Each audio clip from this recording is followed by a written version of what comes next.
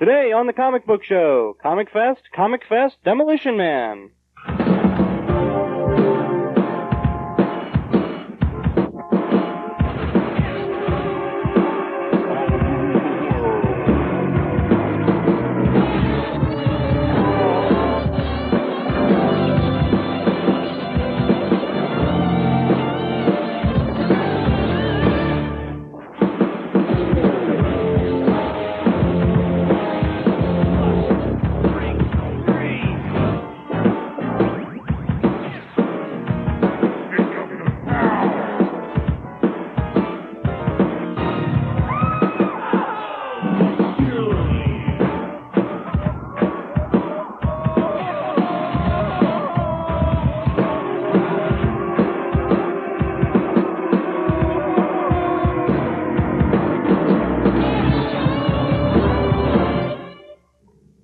Welcome to the Comic Book Show, the only TV show about comics, your central authority for cartoons, comic books, and collectibles, and Comicfest. Welcome to the big Comicfest show. I'm your host, Tony.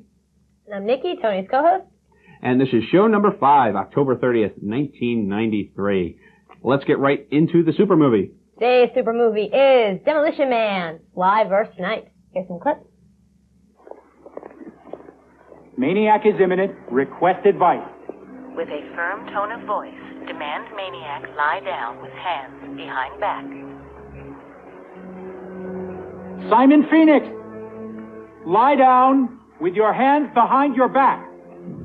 What's this? 6 of you. Such nice, tidy uniform. Oh, I'm so scared.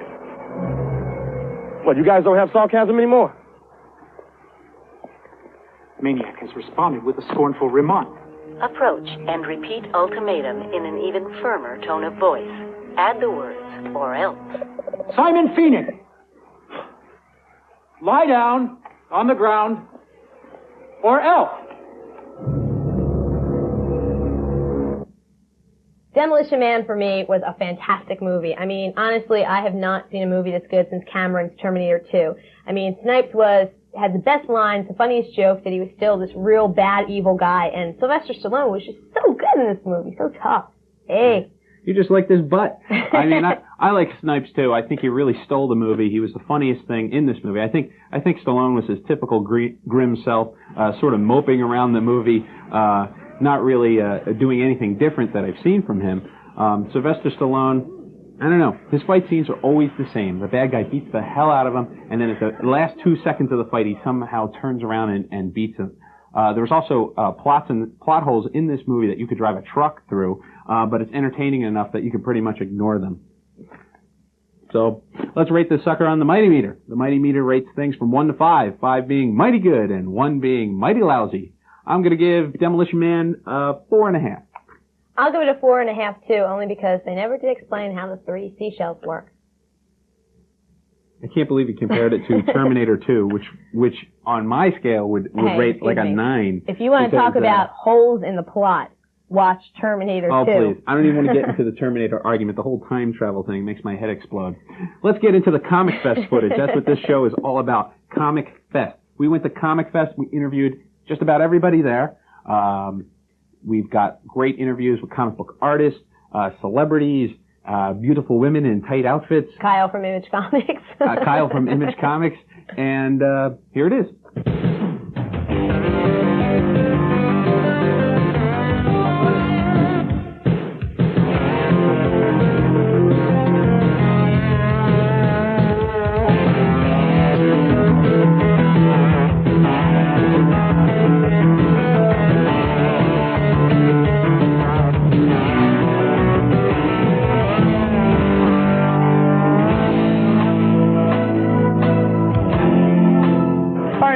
The Wizard booth with Palmiotti and Casada. The men, the myth, the legend. That's right. Well, we got too many people. We have to go by last names. And K. Pa and Q. Pa P and and Q. P and Q. So what do you guys, explain to the fans, maybe people who don't know you guys, some of the projects you've been working on, some pretty important projects. I guess you could, Ninjak. And we're working on Ninjak. And also I'm working on Ninjak too. And the upcoming Ninjak project. Which comes out in November. Which is probably in November. Right. I designed the new Batman. See, so actually I designed Azrael, who became the new Batman, and then I did the cover to Batman 500. Was it your decision to make Azrael the Batman? No, they came to me with the idea for Azrael. The pitch was, you do Azrael, he becomes the next Batman, do you want to do it? I said, okay. You know. So you knew right from the beginning that Azrael was going to be the new Batman? Yeah, about a year and a half before it actually happened, I knew about it and had to keep my mouth shut. So then you know what's going to happen to Azrael in the future? Yes. So what happens? I think I'm going to tell you. I'm making X for Dark Horse Comics. And you'll be working regularly on the title? Oh, yeah, monthly. Plus I still do Solar monthly and Inker. And I have an upcoming Thanos book that I'm doing, just issue 1. That's all they wanted me for. What's the deal with Ninjak? What's like his powers? All right. He has no powers. Ninjak, imagine taking Bruce Lee, Batman, and James Bond, and smashing them all together. He's a magnificent detective, and of course, womanizer, and just like one of the world's greatest samurai, swordsman, ninja kind of guys. Sherlock Holmes, everything. He's everything. He's everything. He's you. Great. It could be. It could be. Is there any talk of Ninjak crossovers? Ninjak versus Batman, something like that? No, nothing like that. What we have planned. See, this is great. After Ninjak 1 and 2 come out, like one after, then 3 comes out. Somewhere along the line, around 5, I think he actually meets Exo Man of War, which is going to be a lot of fun. Yeah. Visually. Exo is kind of like Conan and Iron Man smashed together. Right, man in a can. Paul Miotti and Casada here at Comicfest. Let's go to the other side of Fest and see what Nikki's doing. Now we're here with Tony Isabella. Hi, how are you, Tony? Real good. How are you? Good. So tell me, how did you actually get started into the comic book industry? I learned to read from comic books before I even went to kindergarten. And somewhere around 6th or 7th grade, I realized that people got paid for writing comic books and couldn't think of a better way of making a living. Okay. Tell me about Satan 6. What is this book about? Satan 6 is about a group of lost souls who aren't good enough to be in heaven, aren't bad enough to go to hell. So they made a deal with the devil to win souls for Satan in order to earn their way into hell. It's an action comedy book. Think of it as Gilligan's Island in the supernatural. Just as Gilligan and crew never get off the island, Satan 6 and crew never actually win a soul for Satan. Oh, great. What was it like working with the infamous Jack Kirby on this project? Well, Jack is one of the men that got me into comics, his early work for Marvel Comics. And Jack has always been one of the most generous men in comics. He had written and drawn 8 pages of a Satan 6 story, basically handed them off to me and said, go with it. So I pretty much developed the series from Jack's original concept and those 8 pages. Wow. Are there any other industry greats that really influenced you to get into comics? Oh, sure. Stan Lee, who worked with Jack Kirby on the Marvel stuff. Stan and Jack were my biggest influences. If it weren't for them, I wouldn't have gone into the comics field. And Stan was my first boss in comics. I started at Marvel Comics. And along the years, I had gotten to work with all of the original Marvel artists except Jack Kirby. He was never at Marvel at the same time I was. But thanks to editor Jim Salicrup from Topps, I finally got to complete my set, as it were, and work with Jack. That's it for Tony Isabella and the Topps booth. Ow! Gumby, come on, knock it off. Oh, come on. Gumby, let go. Gumby, you're not supposed to do this. Come on. Oh, Gumby. Oh, come on. Oh, Gumby.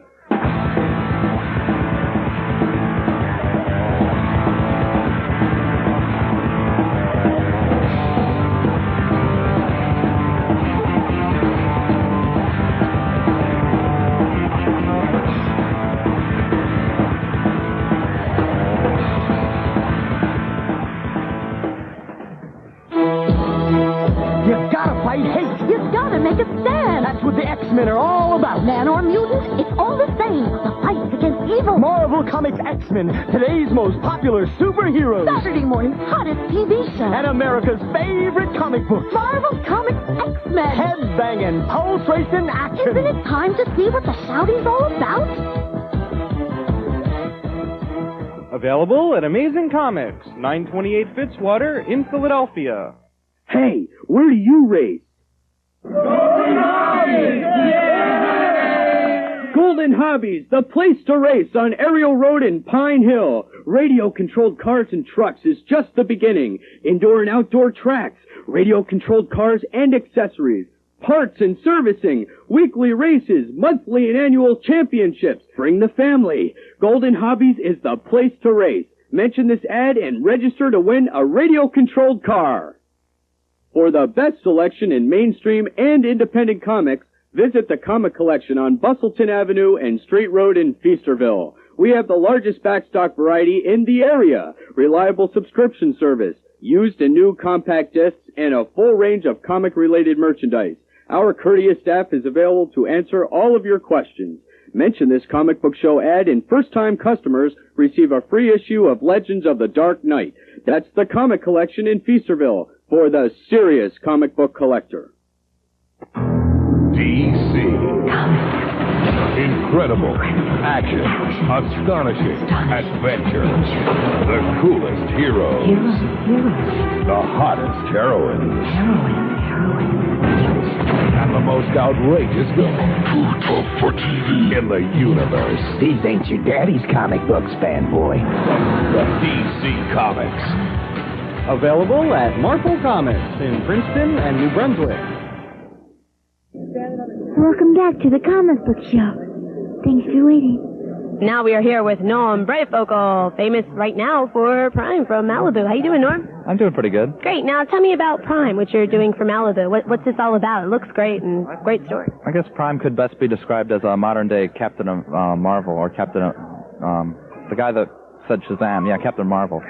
He's a 13-year-old kid, and instead of having a lightning bolt come down and having a magical origin, it's a pseudo-scientific origin. And he was one of about 80 or 90 children that were experimented on back in the 60s in a secret government experiment with what they call a wetware virus, which is one of the science fiction concepts that revolve around in the Ultraverse and are responsible for a number of different superheroes and villains. And when he reached pubescence, spontaneously he exploded into Prime, and this body comes blowing out of his chest and forms around him, costume and all. And then inside the Prime body, Kevin is still in there, but it's like his nervous system switches off at a certain point in the transformation, and Prime's kicks in. They share the same memories and the same brain and everything. He doesn't gain the wisdom of Solomon like Billy Batson did when he changed into Captain Marvel. It's like a grittier version of Captain Marvel. What made you want to get in the comics industry in the first place? Good question. Before I could read, I remember my mother reading Superman and Batman comics to me, and of course there was the Superman and Batman TV shows. But it was basically that. That's why I was into DC instead of Marvel more when I was a kid, too, just because Marvel didn't have a lot of multimedia marketing like DC did at the time. Are there any other people in the industry that influence you or that you look up to? Certainly. Before that, however, my dad used to draw Superman for me when I was really young. And that must have had a big influence on me, too, made me want to draw. And maybe it's genetic, who knows, maybe it's cultural. We're a very visual culture, but I wanted to draw all along, and I wanted to do it as a hobby. I wanted to be an astronomer, get into natural sciences, but once I realized that I'd put a lot of effort and developed a certain amount in my drawing ability, I decided I should make that a career. Oh, Neil Adams was an influence. Frank Miller was an influence for a while. Bernie Wrightson, the classics as well. I used to have a subscription to American Artist magazine when I was in grade school, and that influenced me a lot. I love doing full-color paintings. The classics, Leonardo da Vinci, Michelangelo. The Impressionists made a big impression on me. Norm Brayfogle, Prime, Metaphysique coming out, all kinds of great stuff. Check it out. He's one of the best in the industry today. Okay, I'm over here at the ElfQuest booth with Richard and Wendy Peeney, the two people who are behind the ElfQuest. You are like the king and queen of elves. Is that basically correct? I think that's a fair assumption, yes. That's true. There have been elves before, but there have never been elves like ours. Well, why don't you tell everybody out there, give us a little background on ElfQuest. I know you guys have been around for like 15 years. Oh, Lord. Well, 25 words or less, what ElfQuest is about is we have a group of characters. They're not native to this very primitive world. They come here from somewhere else, and everybody hates them. So the quest of the title, at least the original one, is their search for a safe place to live. And in the process of many, many issues that span many years of comics, they discover that the safe place is wherever they are because they've found their home in themselves. And that's ElfQuest. We're a very evenly divided team. When we created ElfQuest back in 1977, it pretty much fell into the pattern that I was essentially I came up with a skeleton idea for the story, and then Richard and I would co-plot it, I would script it, I would draw it, I would pencil it, I would letter it, I would do everything. And Richard then would edit it and publish it. And we learned all of it from the seat of our pants. Tell us a little bit about some of the upcoming projects for ElfQuest. I understand there's going to be a movie. Well, the list is almost too numerous to mention, but since you brought up the movie, we'll talk about that first. We just recently closed a movie development deal with Ed Pressman, the producer of, oh goodness, the 2 Conan films, Wall Street, any number of Oliver Stone films. He's also producing a Judge Dredd film, and The Crow is going to be released soon. Well, for most of our 15 years, it was Wendy and I, and we put out one title. And in the beginning, we put out one title every 4 months, and it drove fans mad waiting for it. And we stepped that up to bi-monthly. But just recently, we decided to expand the universe of ElfQuest to let other artists and writers work in it, because we'd gotten expressions of interest from people. So we now have the original ElfQuest title, which is called ElfQuest Hidden Years, which is an ongoing story. We spun off something called ElfQuest New Blood, which is going to take some of the characters from Hidden Years and spin them off on their own adventure. We have a third title called Blood of 10 Chiefs, which are adaptations of short stories written by various science fiction and fantasy authors. And in December, we'll have a fourth ElfQuest title called Wave Dancers, which follows the adventures of a group that split off right from the beginning and went to live in the sea. And it's we like to call it Little Mermaid on steroids, because it's a very sensuous, very, very well-drawn series about these underwater creatures. Well, that's it from the ElfQuest booth. Let's go around to the fest. We're here at the Comicfest.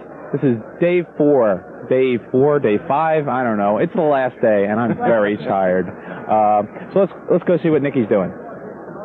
Comicfest 93 is continuing, and are you ready for this? We have now reached the booth of Defiant. Yes, and we are now joined by Jim Shooter. Hi, Jim. How you doing? Good, Nikki. How are you? Good. So tell me about Defiant. What really is this company all about? Well, Defiant is about the realization of dreams. It's a bunch of people, all of them who have been through a lot in their lives, but still have that fire in the belly and want to do it right.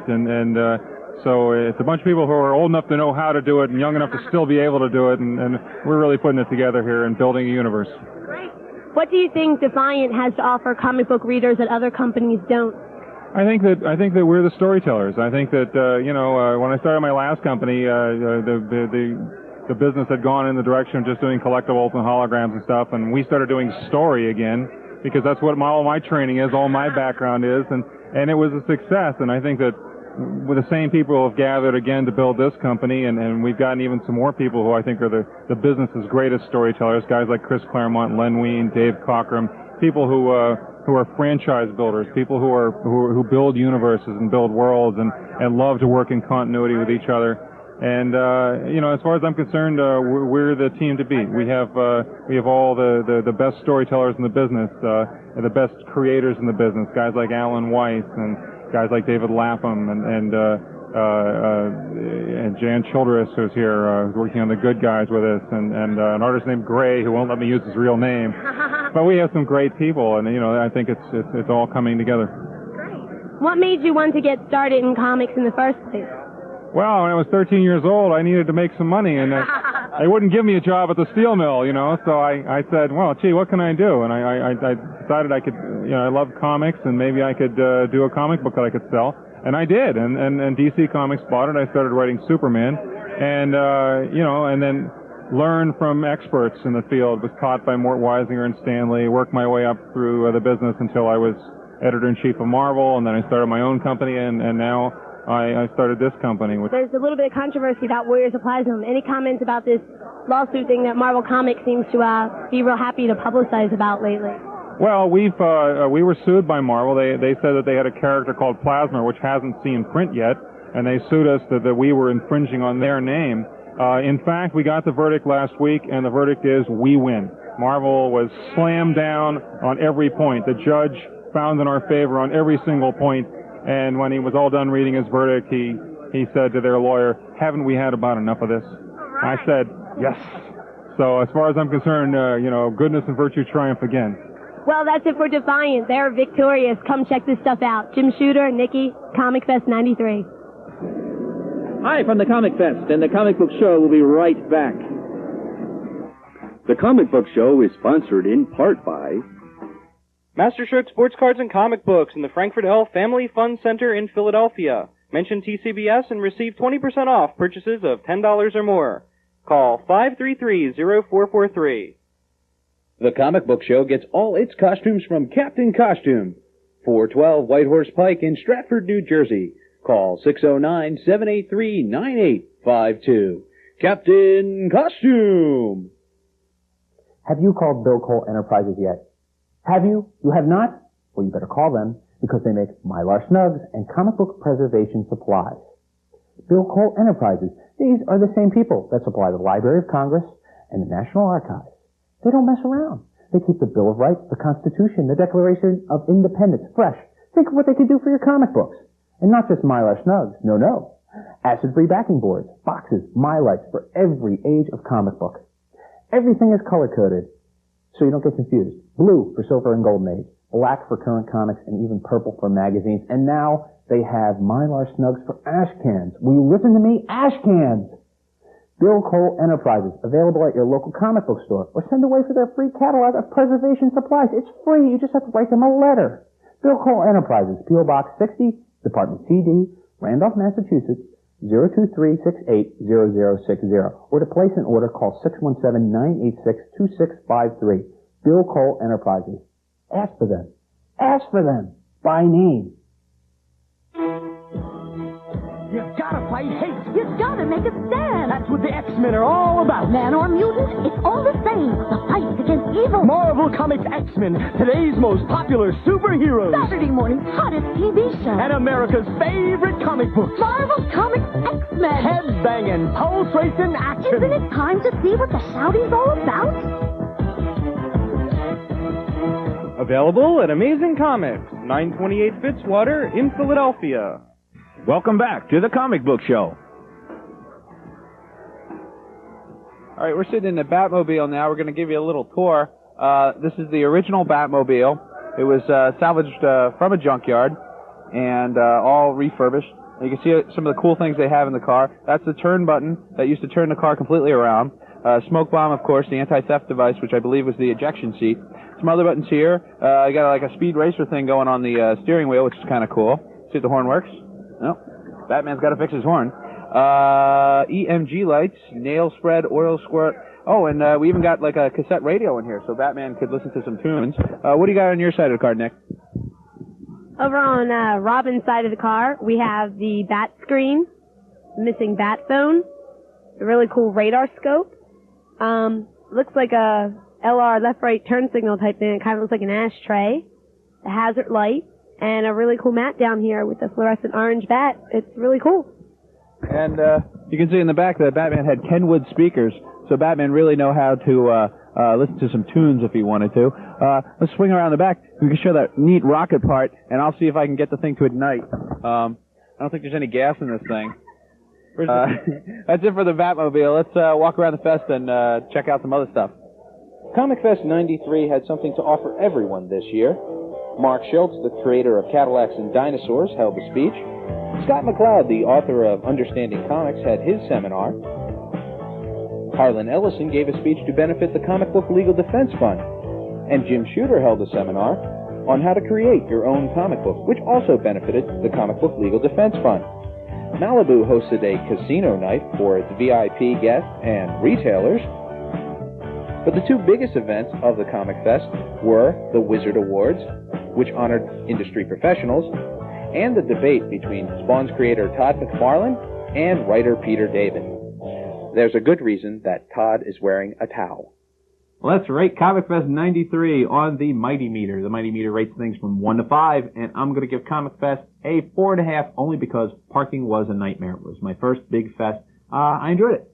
I will give Comicfest the same as Tony, a 4.5, because it was really great. It was a great show. They didn't get the 70,000 they were aiming for, but a lot of great talent. The programs were great. Jim Shooter's seminar was so cool. And it was nice to have such a good show, such a big show, so close to home. Yeah, it's officially the largest in the country now. Yeah. The final total was 31,660 people showed up for the big fest. The comic book show will be right back. Hey, where do you race? Golden Hobbies, the place to race on Ariel Road in Pine Hill. Radio-controlled cars and trucks is just the beginning. Indoor and outdoor tracks, radio-controlled cars and accessories, parts and servicing, weekly races, monthly and annual championships. Bring the family. Golden Hobbies is the place to race. Mention this ad and register to win a radio-controlled car. You gotta fight hate. You gotta make a stand. That's what the X-Men are all about. Man or mutant, it's all the same. The fight against evil. Marvel Comics X-Men, today's most popular superheroes. Saturday morning's hottest TV show. And America's favorite comic books. Marvel Comics X-Men. Head-banging, pulse-racing action. Isn't it time to see what the shouting's all about? Available at Amazing Comics, 928 Fitzwater in Philadelphia. Welcome to Celebrity Corner. I'm here with Gary Delabate of the Howard Stern Show. Gary, I'd like to ask you what sort of comics you collect, if you collect them, and what sort of comics that the crew of the Howard Stern Show collects. Well, I'm not really that much of a comic book collector. I'm more of an animation art collector. But is Mad Magazine a comic? Yeah. I like that, man. I could read that forever, man. That's like everybody's childhood. I think Howard likes to look at Superman and Spider-Man. He likes mostly that sort of stuff. What are some of the animation cells that you have in your collection? Oh, a very vast collection. I'm a big Warner Brothers collector. I have a bunch of Bugs Bunnies, Chris Freeling, have some Bob Clampetts. I have a Marvin Martian, like the shirt says. I've got Gossamer, which is the monster, big red-headed monster with the tennis sneakers. And then I have a bunch of Hanna-Barbera. But the best cell I have is I was out in Hanna-Barbera out in Los Angeles, and they made a cell for me. It's Baba Louie, Quick Joe McGraw, and myself all in one cell. And then I met Joe Barbera and Bill Hanna, and they signed it for me. That's the one that's my favorite one. Wow. That's it this week for the Comic Book Show. Tune in next week. We're going to have more Comic Fest footage. And we'll be reviewing MST 3000, so all you Misties be watching. And for all you Image fans, an interview with Todd McFarlane. Great interview. See you next week. Bye-bye. Bill Cole Enterprises is the exclusive supplier of comic book preservation supplies to the Comic Book Show. Ask for their products by name. And remember, when you go to your local comic store, say you saw it on the Comic Book Show.